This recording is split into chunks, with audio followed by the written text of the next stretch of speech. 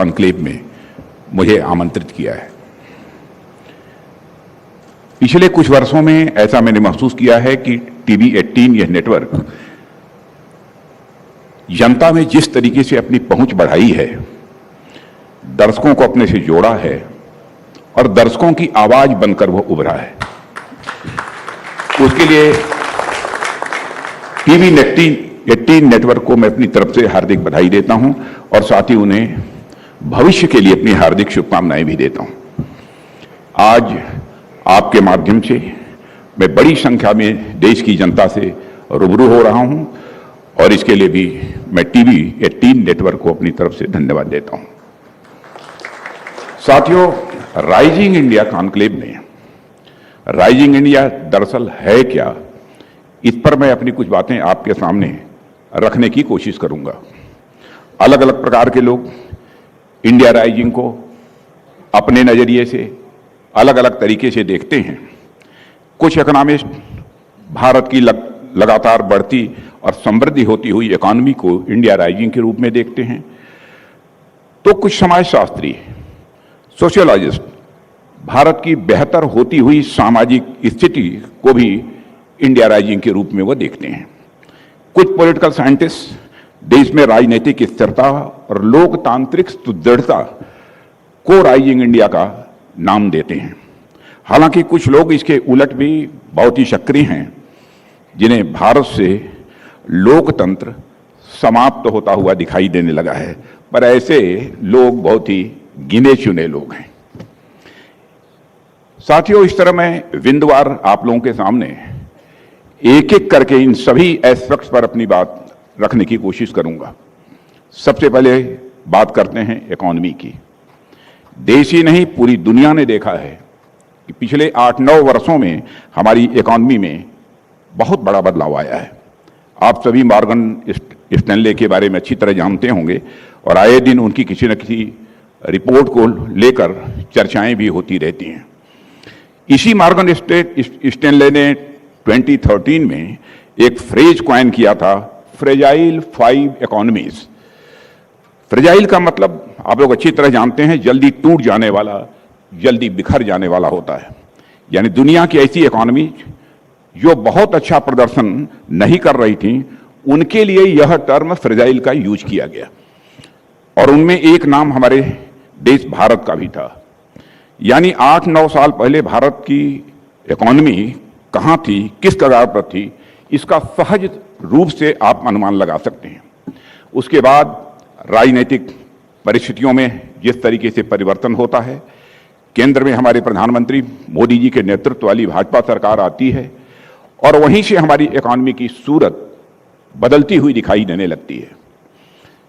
दुनिया में आई मंदी की संभावनाओं से लेकर कोविड तक की समस्याओं से जूझते, गिरते, संभलते भारत देश की इकोनॉमी आज ऐसे महत्वपूर्ण पड़ाव पर पहुंच चुकी है जहां यह और देशों के लिए एक इंस्पिरेशन का कारण बन सकती है।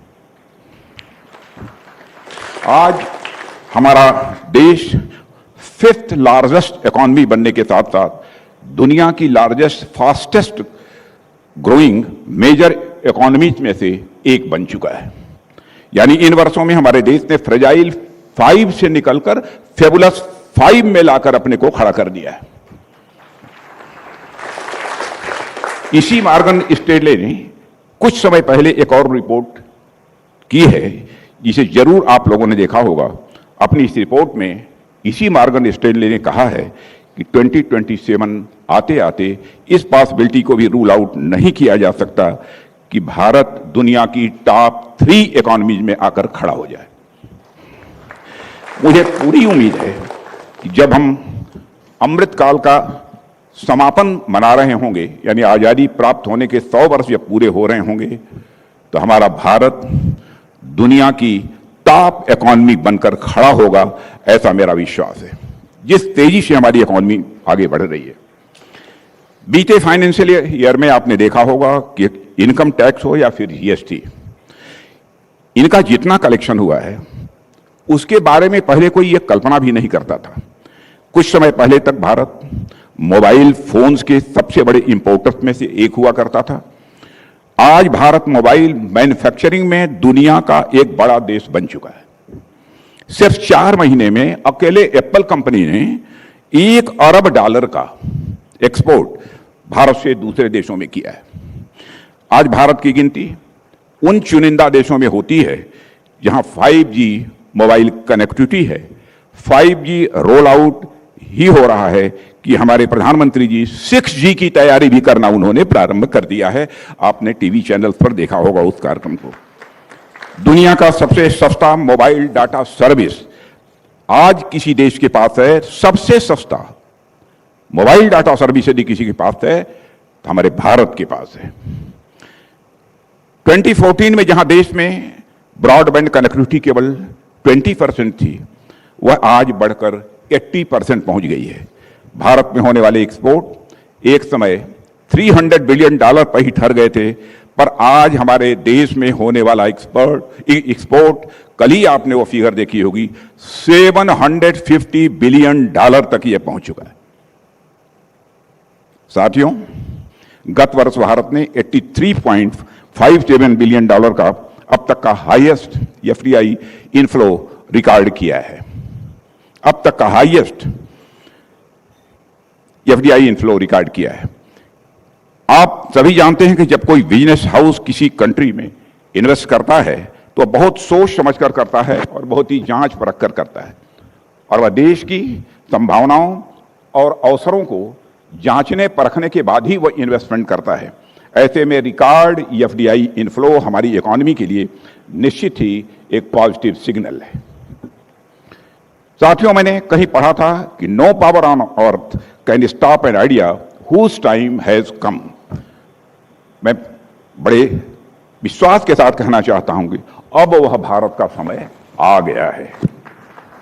आगे आने वाले समय में हमारा देश भारत दुनिया की मेजर इकोनॉमिक पावर में से एक नहीं बल्कि दुनिया की नंबर 1 इकोनॉमिक पावर बनकर उभरेगा, ऐसा मेरा विश्वास है। बहुत दिन हो गया यह कहते कहते कि अपना टाइम आएगा, अपना टाइम आएगा। आज मैं आप लोगों के सामने यह कहने के लिए खड़ा हुआ हूं कि बहनों भाइयों, अब हम लोगों का टाइम आ गया है, यानी भारत का समय अब आ गया है।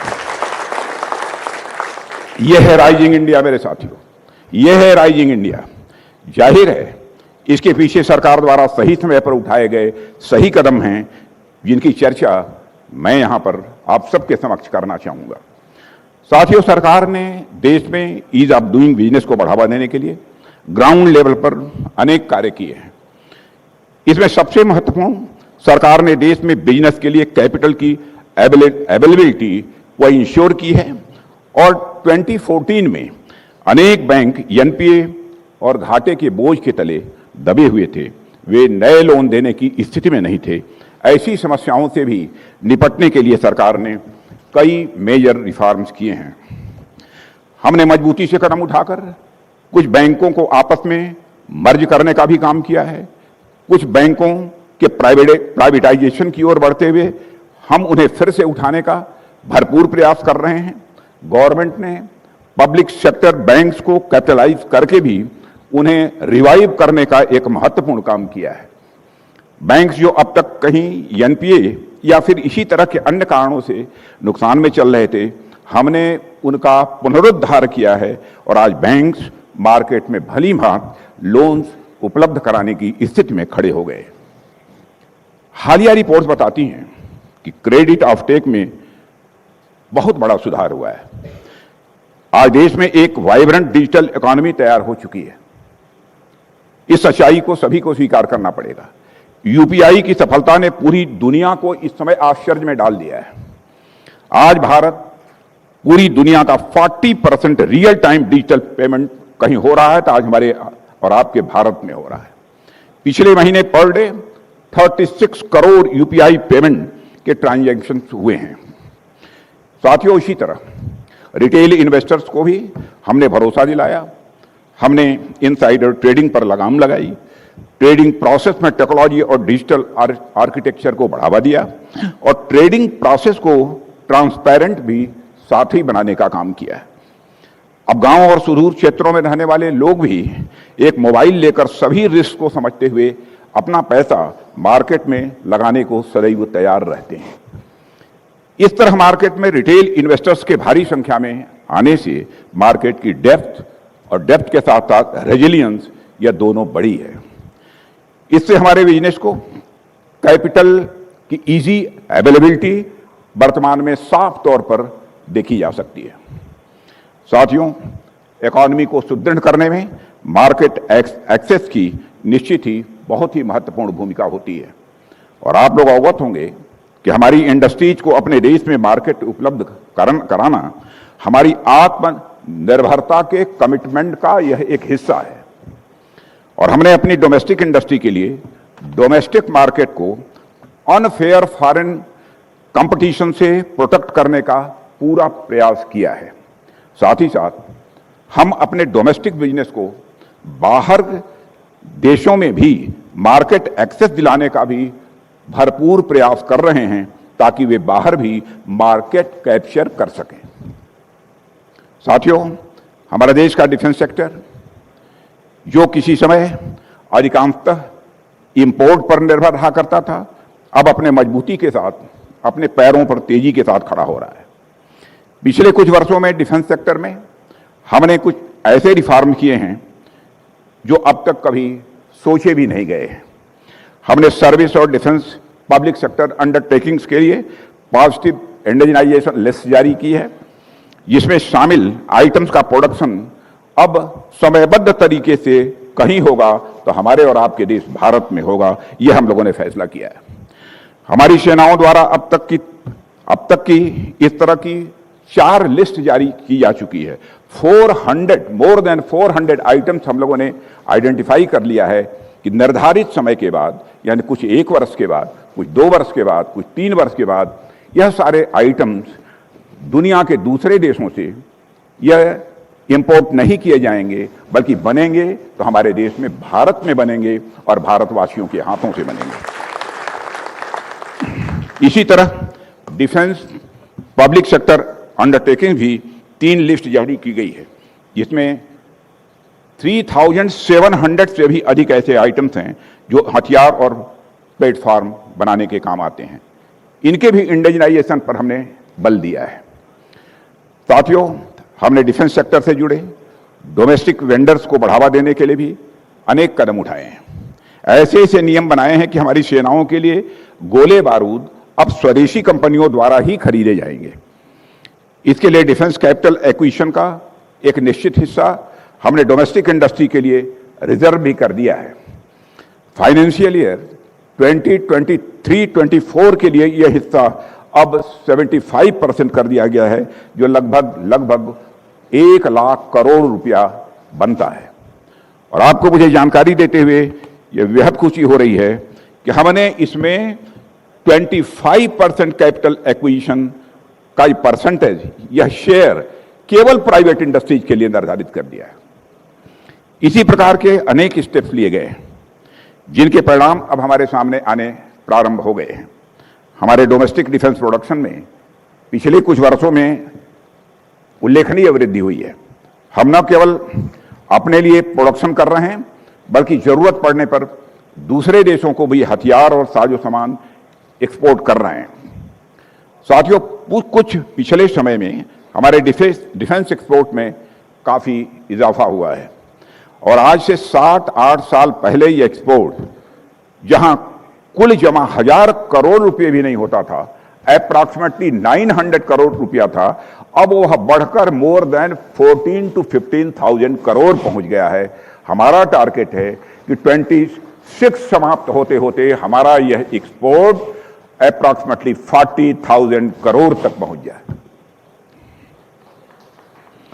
साथियों, स्टार्टअप के लिए हमारे देश में वेंचर कैपिटल फंडिंग का कल्चर भी डेवलप हुआ है, जो अर्ली स्टेज पर उनकी हैंड होल्डिंग के लिए बेहद महत्वपूर्ण है। स्टार्टअप बेस्ड इनोवेशन इकोसिस्टम की सफलता इस बात से देख सकते हैं और देश में कि यूनिकॉर्न की संख्या अब 100 के पार पहुंच गई है। हमारे सिस्टम में अनेक ऐसे तरह के रूल्स थे जिनकी वजह से साथियों मार्केट पार्टिसिपेंट्स पर अनावश्यक बर्डन हुआ करता था और सामान्यतः यह शिकायत हमारे इंडस्ट्री से जुड़े लोगों के द्वारा होती थी। जाने कितने रूल्स और रेगुलेशंस अभी मौजूद थे जिनका रेलेवेंस खत्म हो चुका था। ऐसे निरर्थक और इलॉजिकल रूल्स को समाप्त करना भी वर्तमान सरकार द्वारा लाए गए प्रमुख रिफॉर्म्स में से एक है। बिजनेसेस की आसानी के लिए हमने प्रोसेस सिंप्लीफिकेशन जैसे भी रिफॉर्म्स किए हैं और इसके साथ साथ रेगुलेटरी आर्किटेक्चर में रेड टेपिज्म को कम करना भी इसी तरह के हमारे कदम रहे हैं। साथियों, इन सब को देखते हुए मुझे लगता है कि हमारे लक्ष्यों को प्राप्त करने के लिए हमारी पूरी तैयारी है और राइजिंग इंडिया का अर्थ यही है कि हमारी इकोनॉमी के सभी इंजन फायर कर रहे हैं और हम उड़ान भरने के लिए पूरी तरह से तैयार हैं। साथियों, यह बातें जो कुछ आपके सामने हमने रखी हैं, जो हमारे इकोनॉमी को मजबूत करने से संबंधित थी, वही बातें आपके सामने रखी हैं। अब मैं देश के सामाजिक विकास से संबंधित कुछ बातें आप लोगों के सामने यहां रखना चाहूंगा। सामाजिक स्तर पर भी देश में पिछले कुछ वर्षों में जो बदलाव हुआ है वह रिमार्केबल है। आजादी के 75 वर्षों बाद तक भी हमारा देश सामाजिक रूप से उतना सशक्त नहीं हो सका जितना कि इसे होना चाहिए था। इसके पीछे अनेक कारण हो सकते हैं, उसमें मैं नहीं जाना चाहूंगा, पर एक दो जो प्रमुख कारण हैं उस पर मैं अपनी बात आप सबके सामने जरूर रखना चाहूंगा। उदाहरण के लिए, समाज को सशक्त करने के लिए समानता सबसे पहली जरूरत होती है। वह समानता आर्थिक हो सकती है, वह समानता राजनीतिक हो सकती है, वह समानता शैक्षिक हो सकती है, धार्मिक और सांस्कृतिक भी हो सकती है।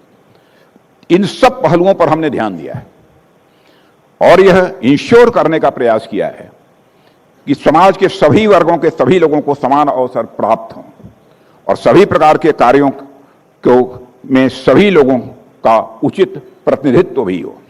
और साथियों, अब तक हमने अपने देश की जो राजनीति देखी है उसमें खुलेआम जातियों के नाम पर वोट बैंक बनाए जाते थे। धार्मिक आधार पर तुष्टीकरण को माइनॉरिटी राइट्स कहा जाता था, पर हमने इस कल्चर को पूरी तरह से बदलते हुए सामाजिक बदलाव के पैमाने को केंद्र में रखा है। और जब मैं यहां सामाजिक बदलाव की बात आप सबके सामने कह रहा हूं तो उससे मेरा अर्थ समाज में रह रहे सभी वर्गों, सभी जातियों और सभी धर्मों के लोगों से है। उदाहरण के लिए, ट्रिपल तलाक का मुद्दा है।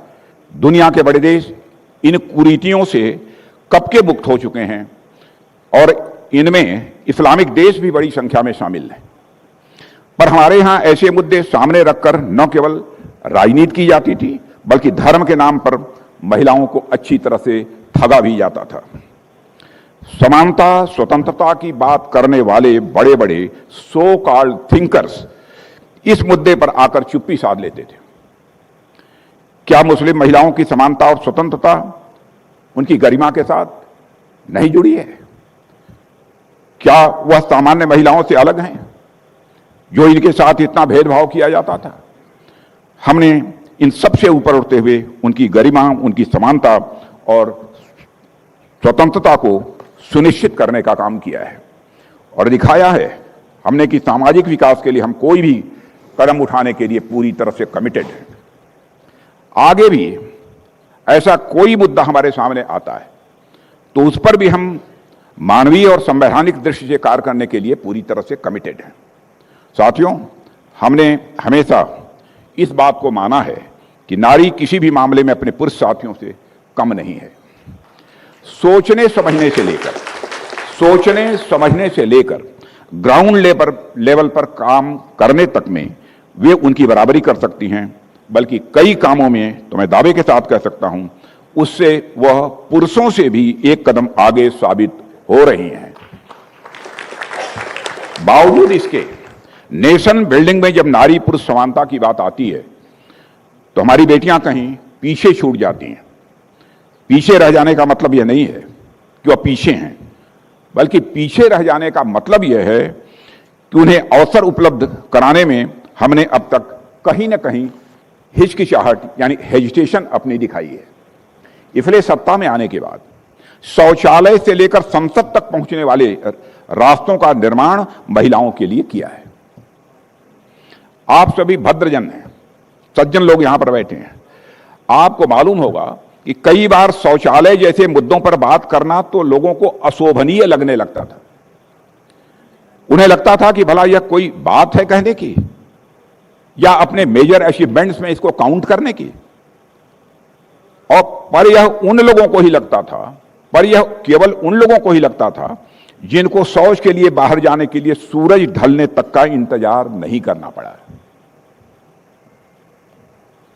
साथियों, खासकर महिलाओं के संदर्भ में मैं बात करूं तो सवेरे सनराइज के बाद जिस देश में बाहर निकलना बहुत ही कठिन काम हो, उस देश की राइजिंग की कल्पना कहां की जा सकती है।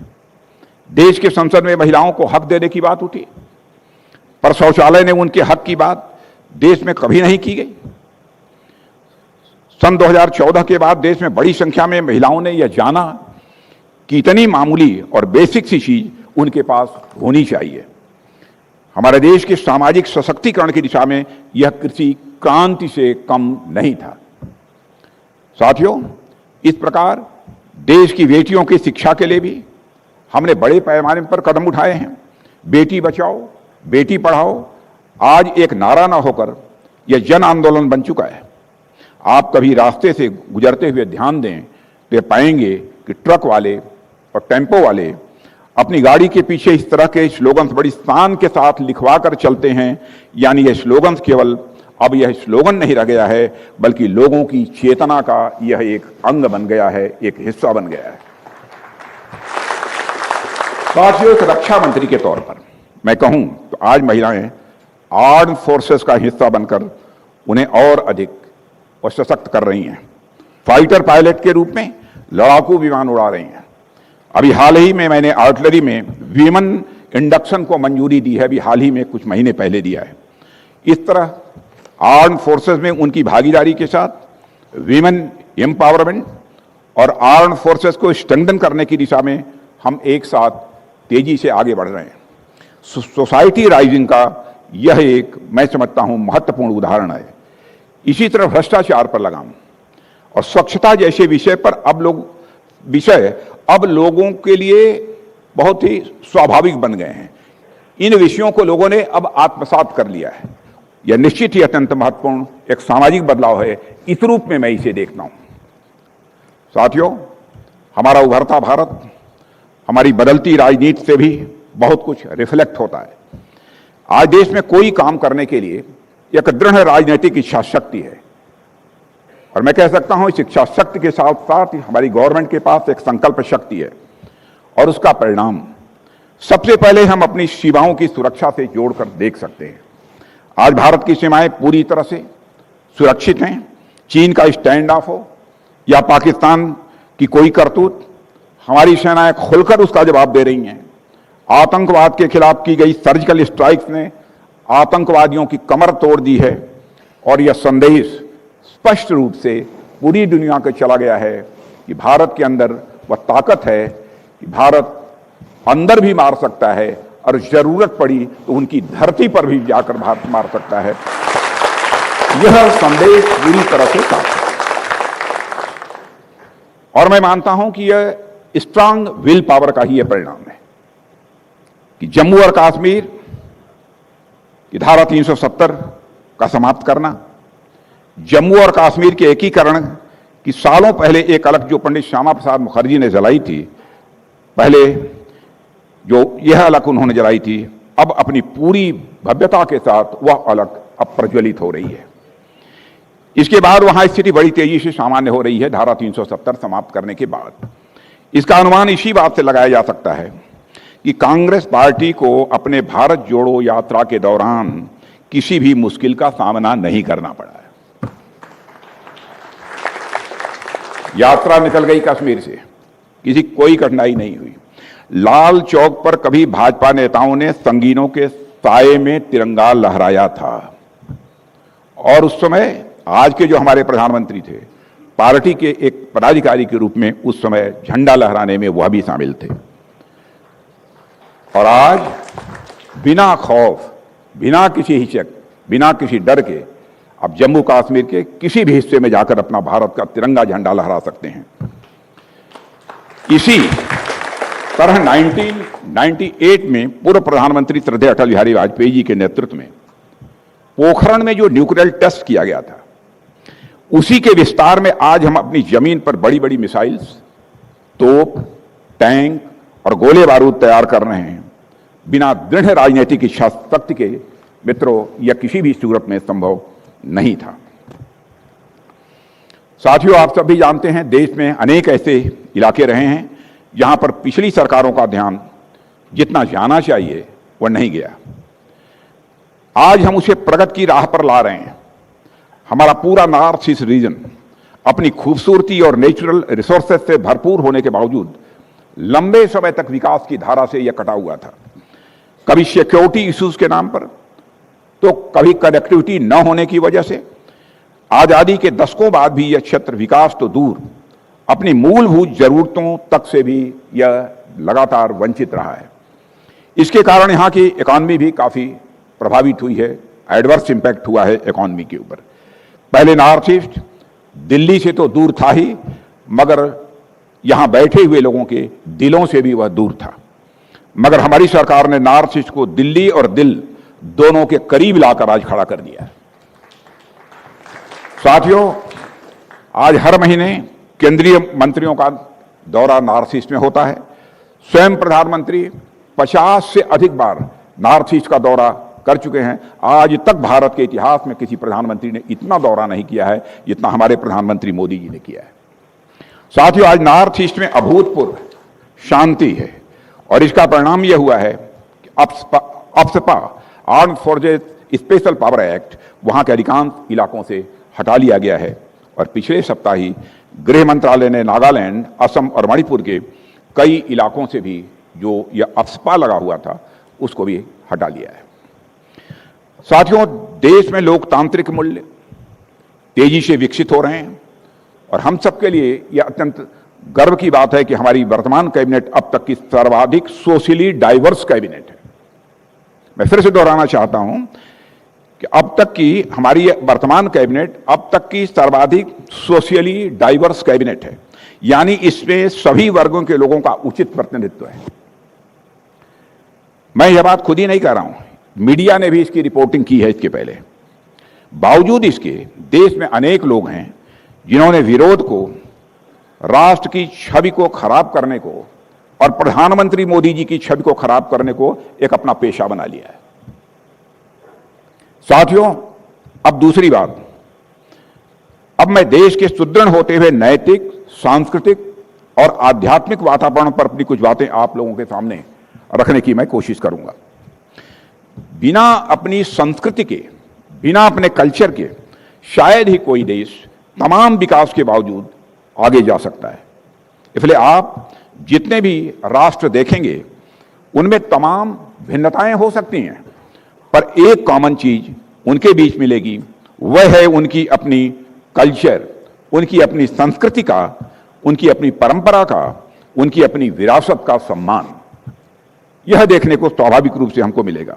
पर विडंबना है कि कभी कभी हमारी संस्कृति और विरासत की बात होती है, अचानक से कुछ लोगों की आत्माएं जाग जाती हैं और उनका ज्ञान वह बरसाना प्रारंभ कर देते हैं।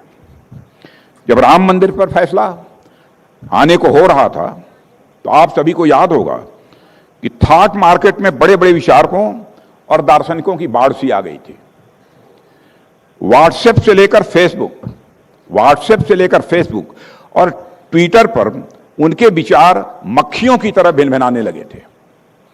कोई कहता था कि राम मंदिर से क्या होगा, क्षमा करिएगा, कोई कहता था राम मंदिर से क्या होगा, इस जगह पर क्यों ना एक अस्पताल बना दिया जाए जिससे अनेक लोगों को स्वास्थ्य का लाभ होगा।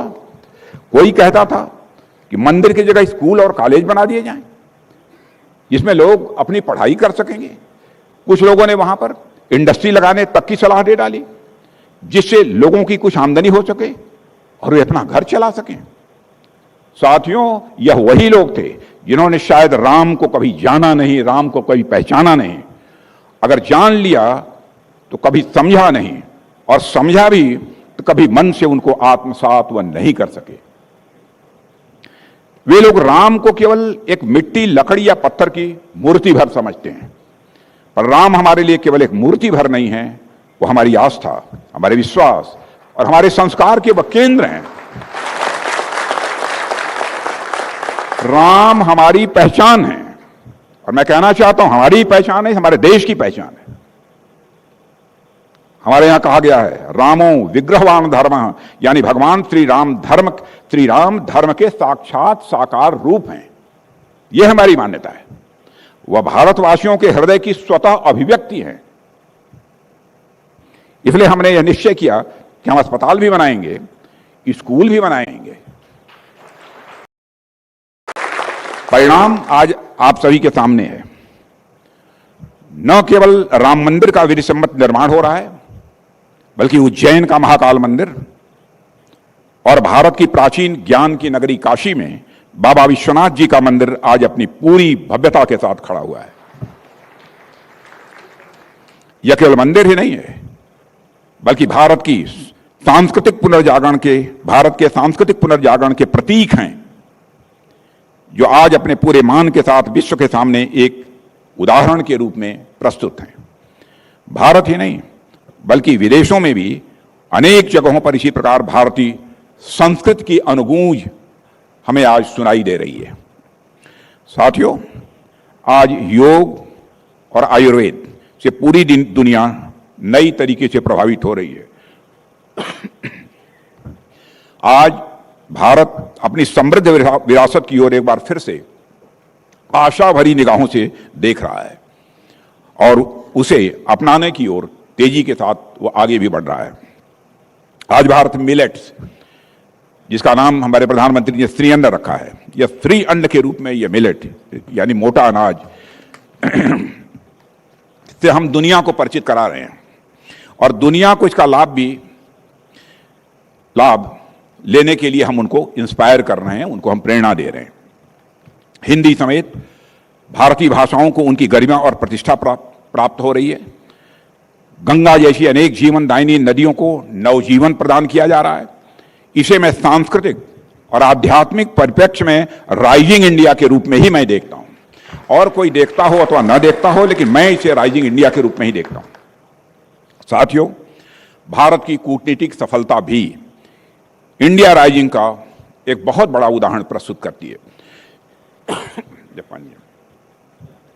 आज भारत G20 जैसे प्रतिष्ठित समूह की अध्यक्षता कर रहा है और शंघाई कोऑपरेशन ऑर्गेनाइजेशन में अपनी अहम भूमिका भी भारत निभा रहा है। हमारी विदेश नीति का यह प्रभाव हो रहा है कि दुनिया में भारत का कद लगातार बढ़ता जा रहा है।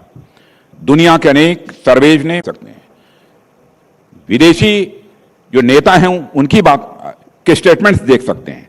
कुछ देशों के तो प्रधानमंत्रियों ने यह बात स्वीकार की है, प्रेसिडेंट्स ने यह बात स्वीकार की है। मुझे कहते हुए खुशी होती है कि दुनिया के बड़े मंचों पर आज भारत की बातें ध्यान से सुनी जाती हैं।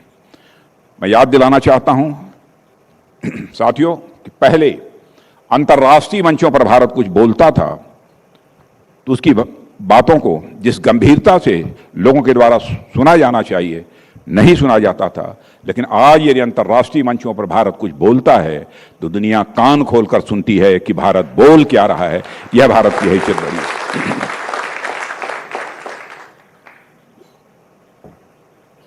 आज हम गांधी जी के विजन को धरातल पर उतारने का भी महत्वपूर्ण काम कर रहे हैं और जन सामान्य की बेहतरी की ओर भी हमारी सरकार पूरी तरह से ध्यान दे रही है।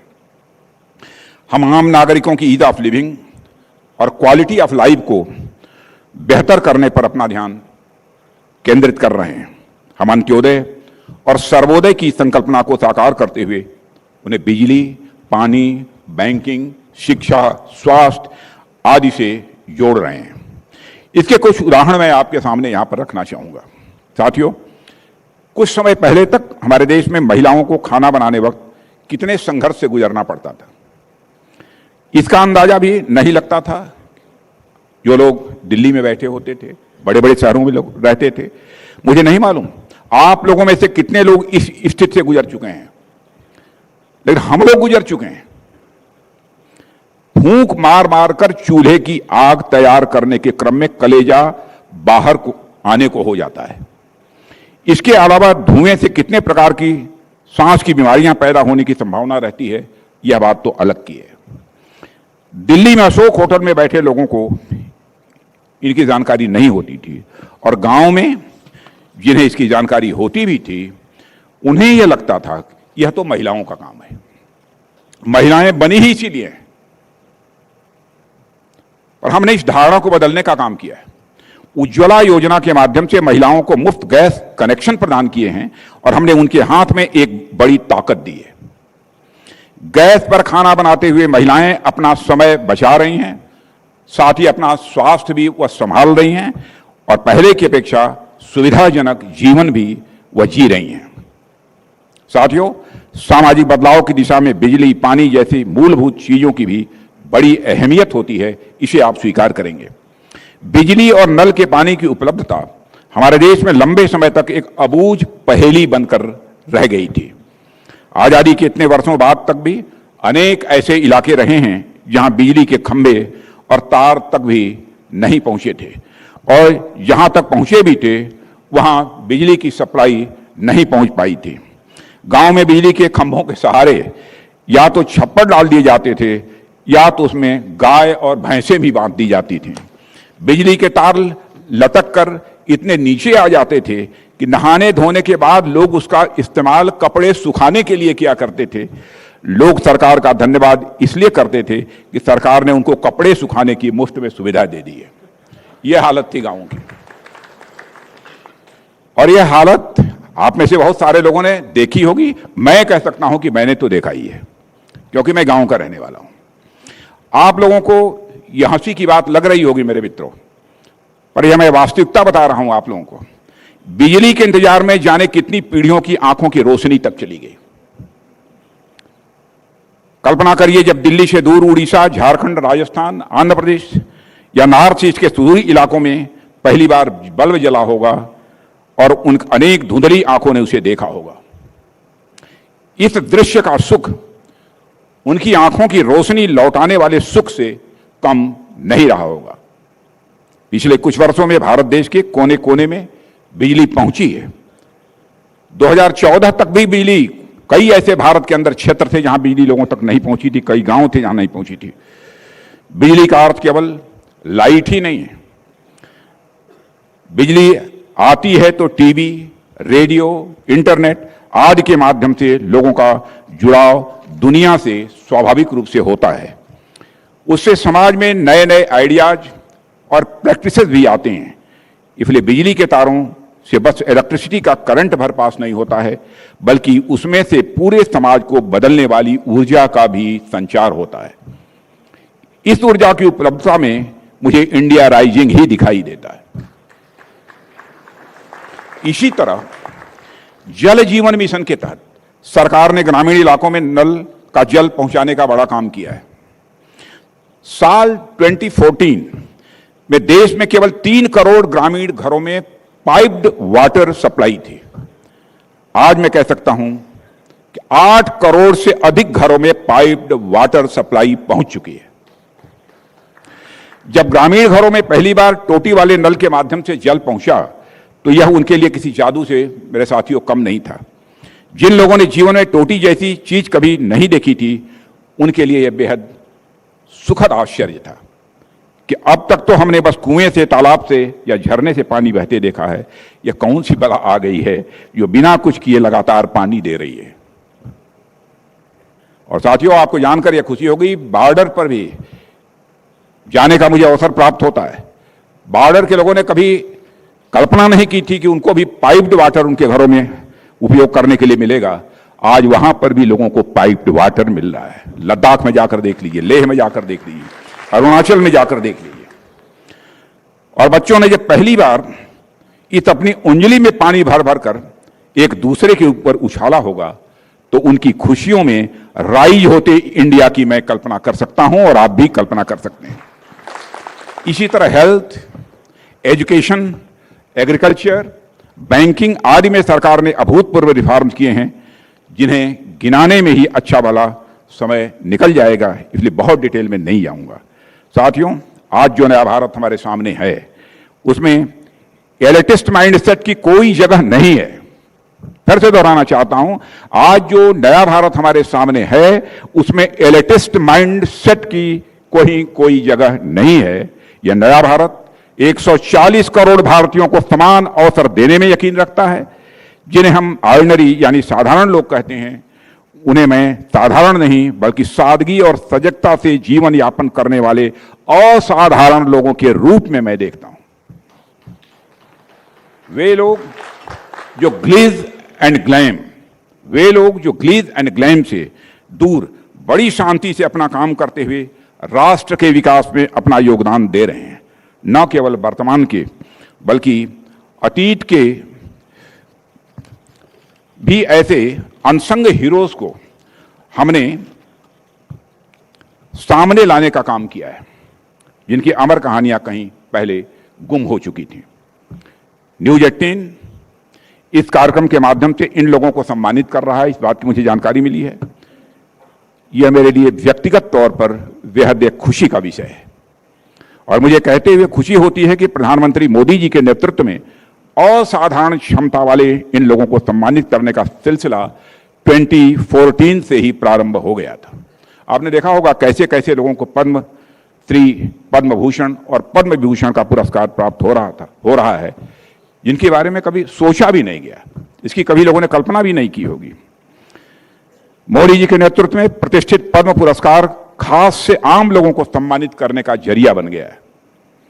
हमें नहीं कहते हैं कि अगर कोई खास व्यक्ति समाज और राष्ट्र निर्माण में अपना योगदान दे तो हम उसे सम्मानित नहीं करेंगे, पर कोई व्यक्ति कितना भी आम जीवन जी रहा हो, अगर वह समाज और राष्ट्र निर्माण में अपना योगदान दे रहा है तो उसे सम्मानित करना, उनके कार्यों को एक्नॉलेज करना भी यह हमारी जिम्मेदारी बनती है।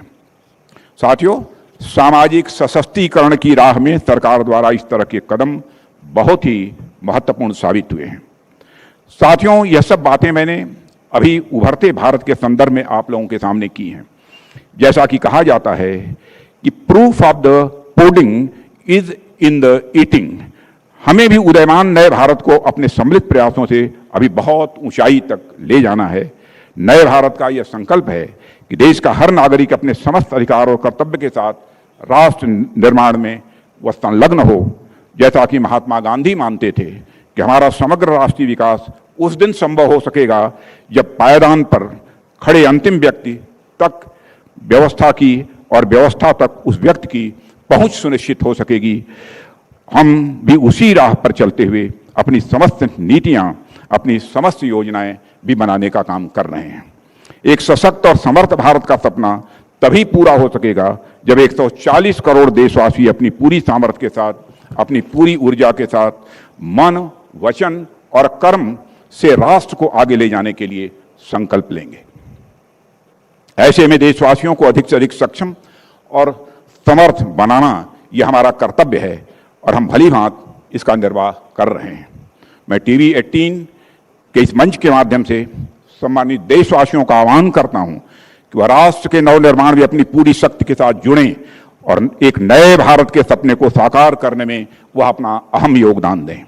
इस अवसर पर इससे अधिक कुछ न कहते हुए मैं एक बार फिर से इस आयोजन में मुझे आमंत्रित करने के लिए आप सभी को मैं धन्यवाद देता हूं और आप सभी को अपनी तरफ से हार्दिक शुभकामनाएं देते हुए यहीं पर अपना निवेदन समाप्त करता हूं। आप सबको बहुत बहुत धन्यवाद। Thank you so much, Honorable Minister, for sharing your thoughts. Sir, I would please request you to stay on stage. Minister